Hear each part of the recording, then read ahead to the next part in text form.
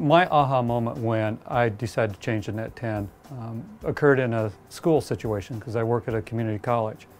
We moved into a new building, no reception on the carrier that I had. But I saw a student talking on his cell phone, so I asked him, what service you have? And he goes, oh, I have Net10. I don't know, it's Net10. I went out the next day and bought a Net10 phone, and it worked perfectly in the classroom. It was one of the best decisions for communications that I've done. The nice thing about Net10 is it says what you get and you get what it says. Plain and simple. There's no fine print, there's no hidden contracts, there's no hidden meaning. I put a refill card in this. I'm good to go for however many minutes it is. Simple, painless. It is what it says it is.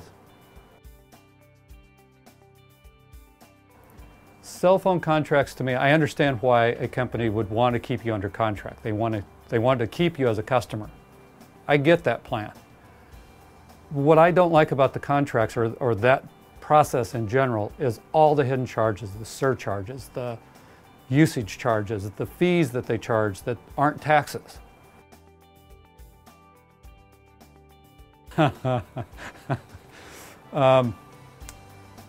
I was an original subscriber, whatever they call it, original user of AT&T before it was even AT&T. They had roaming charges. And I was traveling in Kansas City, and my work in Los Angeles called me. And I said, why don't I call you back because I'm in roaming? Oh, no, it'll take a few minutes.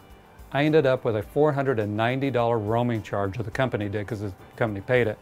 But $490, and it was like a 60-minute phone call.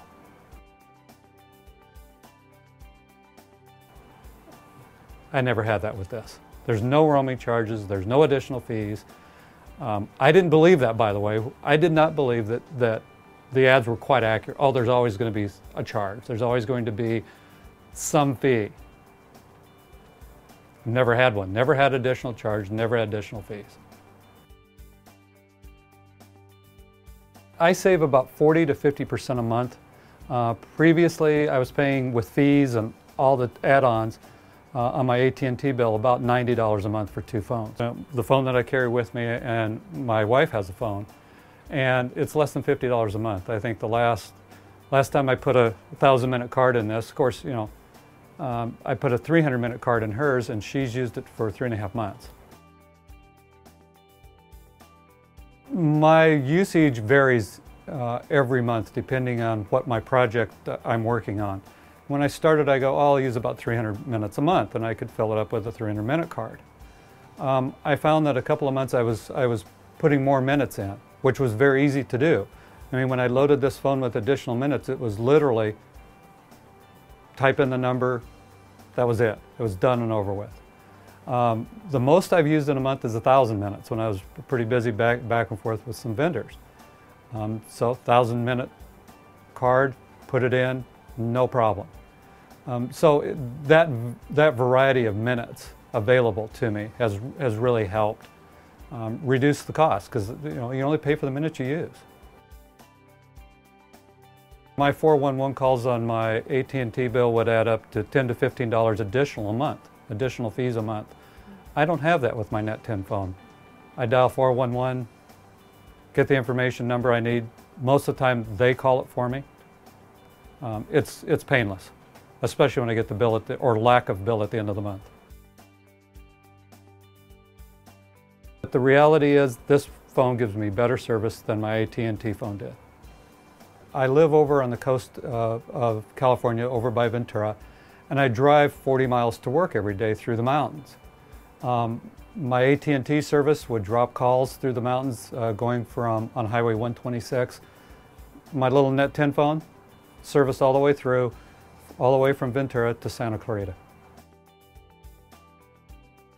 This was the second phone that I had because the first one I dropped.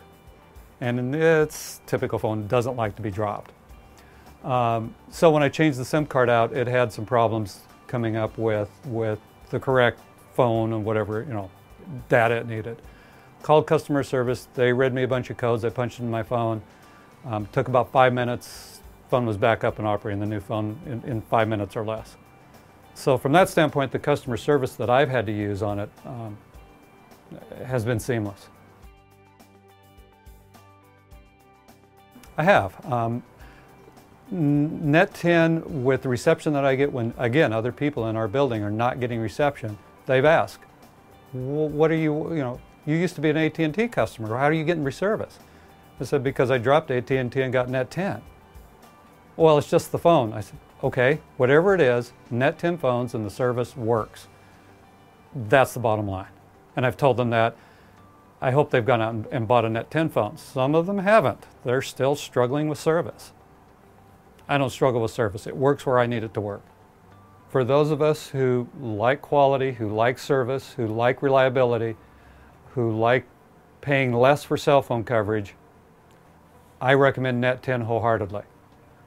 Is it for you? Only you can decide, but I decided, and I'm never going back.